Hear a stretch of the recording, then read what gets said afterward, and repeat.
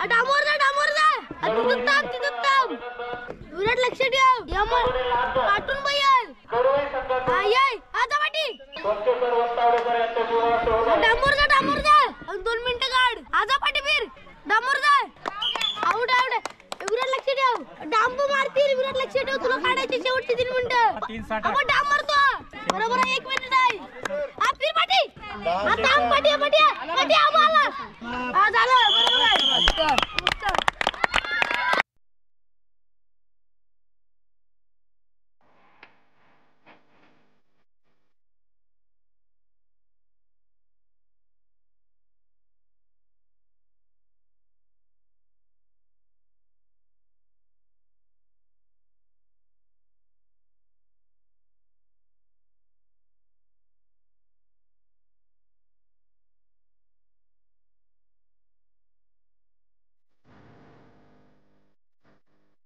नमस्कार मंडळी, कोकणातल्या आणखीन एका व्हिडिओमध्ये मी संदेश आपल्या सगळ्यांचं मनपूर्वक स्वागत करतो. मंडळी कसं आहे, सध्या कोकणामध्ये आहे ना प्राथमिक शाळा ज्या असतात, जिल्हा परिषदेच्या शाळा असतात, त्यांच्यामध्ये आहे ना एक क्रीडा महोत्सव चाललेला असतो सध्याच्या दिवसांमध्ये. आणि आहे ना खरं तर मी म्हणेन क्रीडा गुण आहेत ना गावाकडच्या मुलांमध्ये आहे ना भरभरून असतात. खरं तर रॉ म्हणतात ना स्पोर्ट्स टॅलेंट काय असतं ते गावाकडच्या मुलांमध्ये पाहायला मिळतं. अक्षरशः कुठली सुविधा नसते, म्हणतात ना मातीच्या मैदानात खेळतात, मातीवरती काय खडे वगैरे रुपले तरीही पण या मुलांना काही फरक पडत नाही. बरं कुठली सप्लिमेंट नसते किंवा कुठलं उच्च दर्जाचं असं कुठलं म्हणतात ना पोषण वगैरे नसतं, तरी देखील ही मुलं नाटक असतात आणि चांगल्या पद्धतीने खेळाचं प्रदर्शन करतात. तर मंडळी आज आपण आंबेडमधले असलेल्या शाळेमध्ये आलो आणि तिथे ह्या क्रीडा महोत्सव चालू आहे. तर मी थोडा उशीर आलो आहे, मला थोडंसं आता मुंबई गोवा हायवेवरती कळलं की इकडे लहान मुलांच्या क्रीडा स्पर्धा आहेत.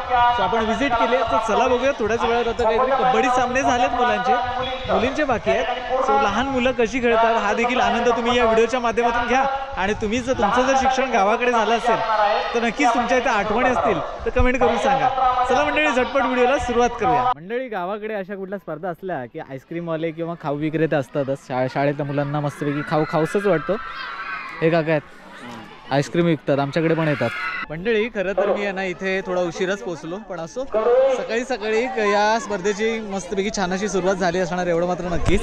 इकडे छान अशी रांगोळी वगैरे काढलेत बघा. हिवाळी प्रभाग क्रीडांगण स्पर्धा कडवई, सगळं फ्लॅग वगैरे झालं आहे इकडे. आणि बघा किती शिस्तबद्ध पद्धतीने इकडे स्पर्धा होतात. आता कुठला संघ कुठे खेळणार आहे हे देखील इकडे फलकावरती लावलं आहे. आणि खरं तर पंचनियोजन वगैरे सगळं काय पूर्णपणे पद्धतीने चांगल्या पद्धतीने ऑर्गनाईज आहे. आता इकडे बघा गावच्या पद्धतीत आपले फ्लॅग वगैरे जे काही स्पोर्ट्स वगैरे काही असतात किंवा क्रीडा वगैरे असतात ते लावले जातात. असो तर मंडळी इकडे मुलं खेळत आहेत. आता कुठल्या स्पर्धा होतील ना त्या देखील आपण आता पटकन बघून घेऊया. आता तिकडे काहीतरी खो खो सुरू होणार आहेत, खो खो बघूया. त्याच्यानंतर मग आपण मुलींचं पण काही छोट्या मुलींचा सामना आहे कबड्डीचा लंगडीचा, तो देखील पाहूया. मंडळी छानपैकी अशी क्रीडा महोत्सवाला या सुरुवात झाली आहे. पण आता गावाकडे खरं तर हा क्रीडा महोत्सव कसा सुरू असतो किंवा कोणत्या पद्धतीने सुरू असतो हे सगळं आपण जाणून घेणार आहोत. नमस्कार सर. नमस्कार. तुमचं नाव कसं?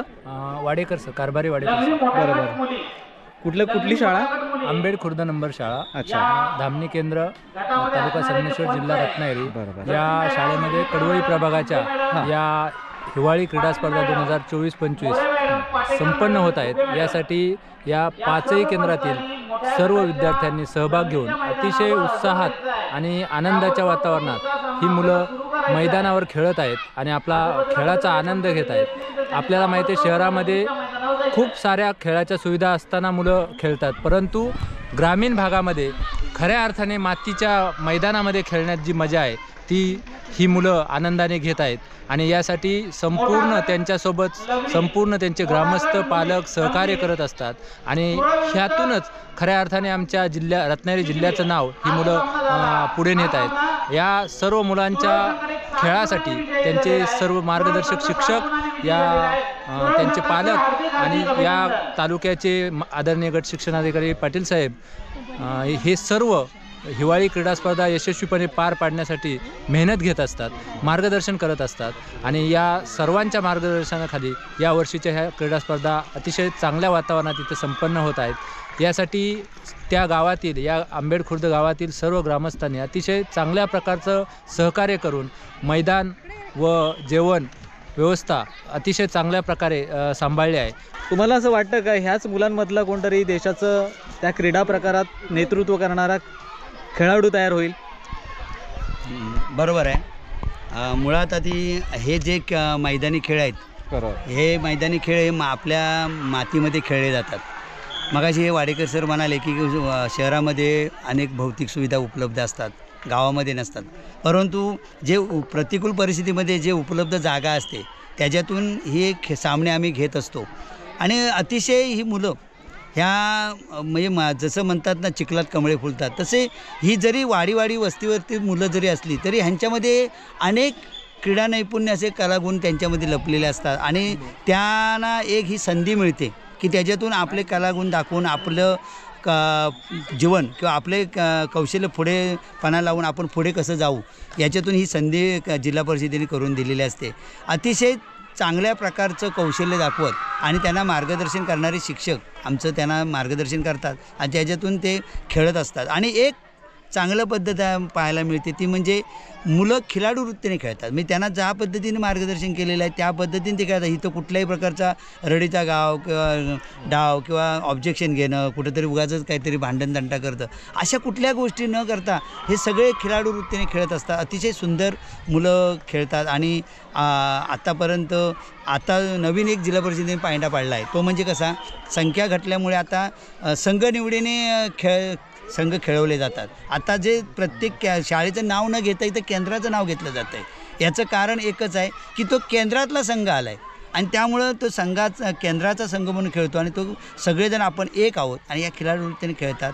आणि ह्या मुलांना खरोखर भविष्यात ह्यांना उज्ज्वल आयुष्य किंवा उज्ज्वल भविष्य यांना निश्चित आहे. फक्त त्यांना त्याच्यातून थोडंसं मार्गदर्शन करून त्यांना पुढे कसं जाता येईल किंवा पुढे जाण्यासाठी त्यांना कसा सपोर्ट करता येईल. हा एखाद्या विद्यार्थ्याच्याकडे खरोखर कलागुण असतील पण त्याची घरची परिस्थिती नसेल तर एखादा कोणीतरी त्याला डोनर म्हणा किंवा एखाद्याने त्याचं दत्तक घेऊन त्याला जर खेळासाठी पुढं प्रोत्साहन दिलं तरी भविष्यात देशाचं नेतृत्व करू शकतात याची मला खात्री वाटते.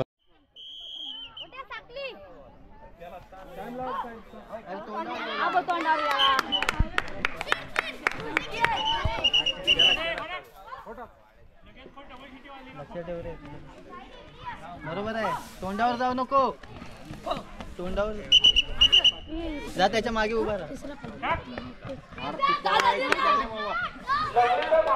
आला बघ.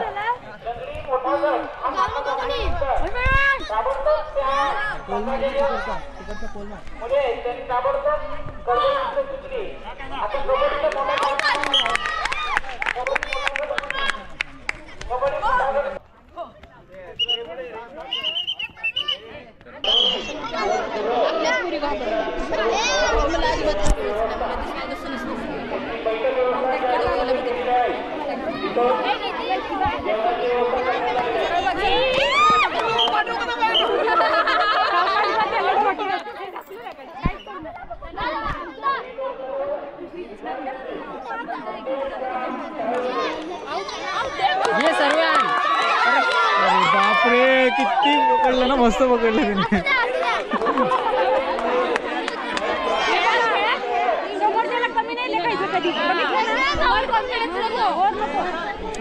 दोन भेटले होते, घेऊन यायचं.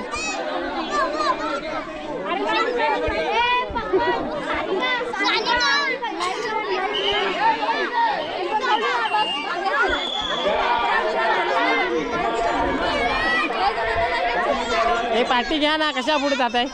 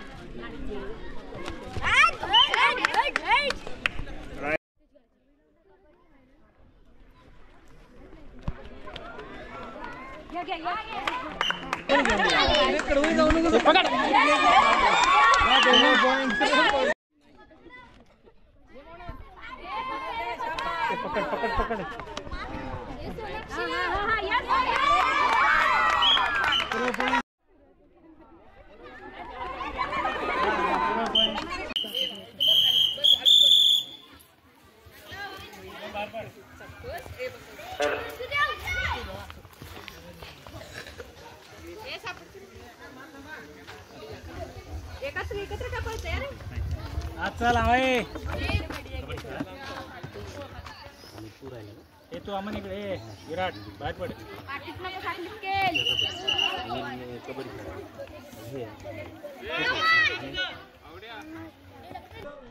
तावडेकर यांच्या हस्ते अभिनंदन करता. आबा आला तिथेच थांब. कार्यपोषक मित्र आबा या. सोमेश्वर तावडेकर यांच्या जीवनात डांबूर जा डांबूर जा. अजून 2 मिनिटं काढ. आजा पाठीबीर डांबूर जा. तेवढं नाही टाळे तरी वाजव की हा म्हणून फिर पाठी. Out out. विराट लक्ष ठेव. विराट डांबू मारतील. विराट लक्ष ठेव. तुला काढायची शेवटची 3 मिनिटं.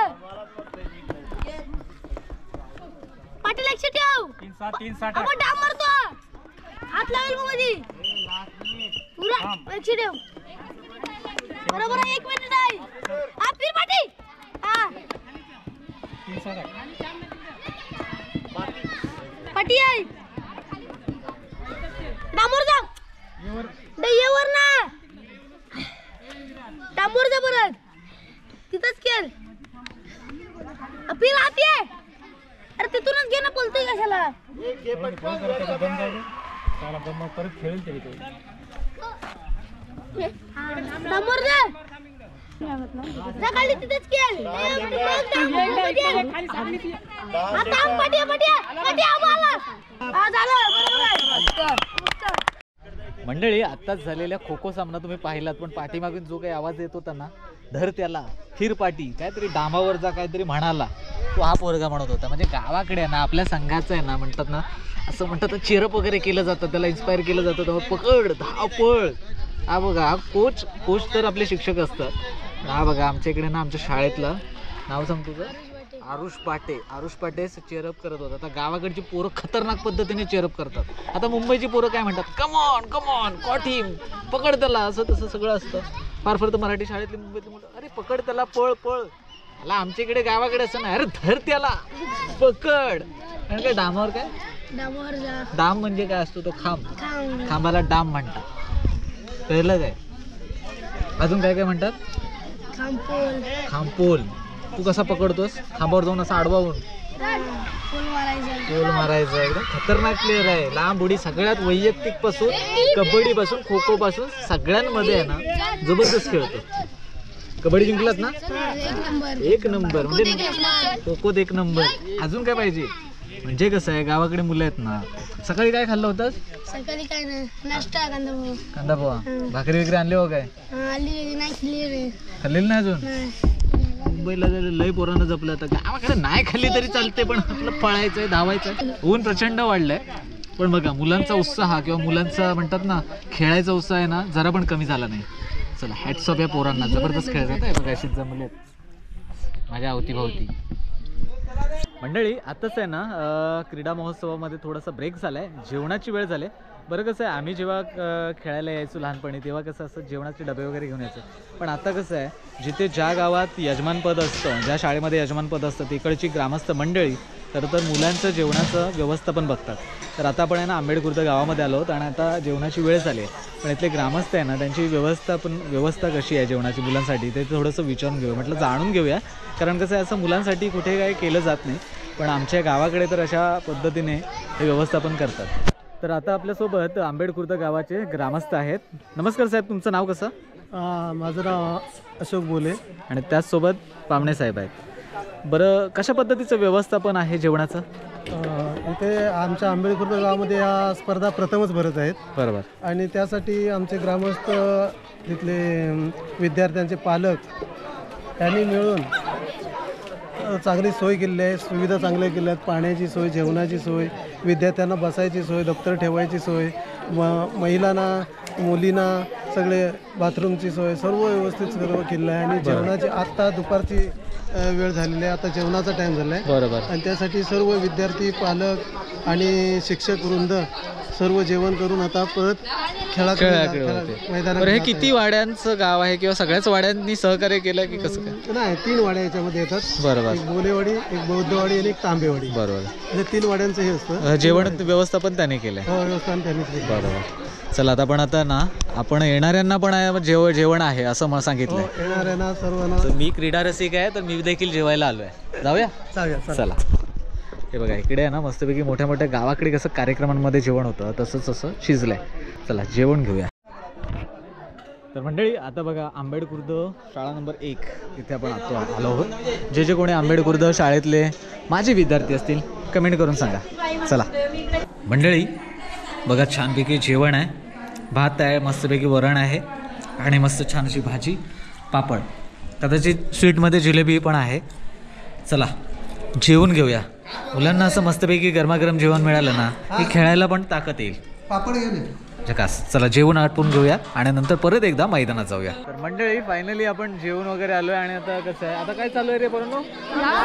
लांब उडी आणि उंच उडी चालू आहे. तर थोडीशी ती पण बघून घेऊया. तुमची झाली, मोठा गट झाला? आपण जेवायला गेलो त्याच्यामुळे वेळ झाला, काही हरकत नाही. आता मोठा गट आहे अजून, लांब उडी बघूया.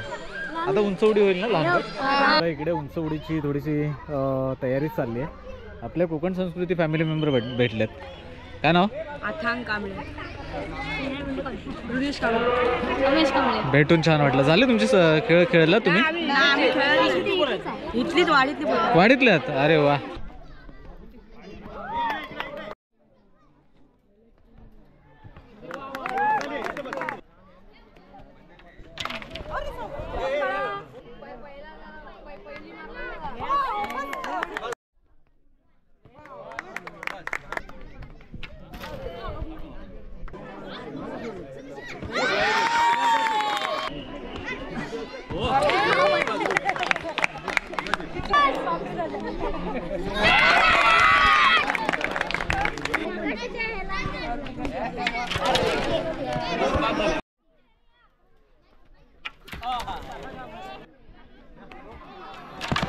ये सावकाश.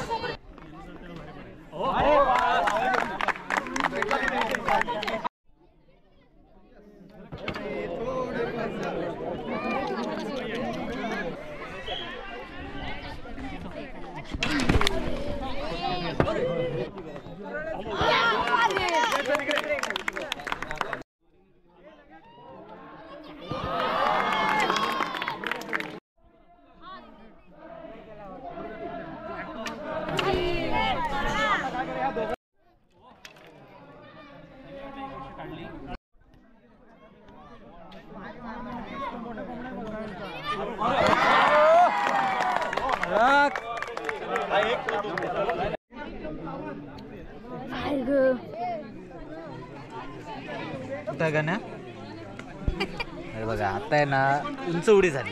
उंच उडीच्या मैदानातच आपण आता लांब उडीची स्पर्धा पण पुढे बघणार आहोत. हे बघा, उंच केवढी उडी जाते, लांब केवढी उडी येते. आता मग अशी उंच होती त्याच्यामुळे तिथे पडले, आता लांब उडी येते. इथे आले मग कसं करायचं रे? पळून जायचं. हा बघा, मातीत खेळतोय. याचे कोण पालक असतील ते बघा. कुठल्या वाडीतला तू? ओकटेवाडी. अरे तेव्हा ओकटेवाडीतला आहे. असू दे, घरी बघितलं मारतील तुला. मम्मी बघितलं ना, मम्मीच नाही. अरे काय केलं साहेब, मातीमध्ये खेळतोस म्हणते. काय नाही, असू दे असू दे.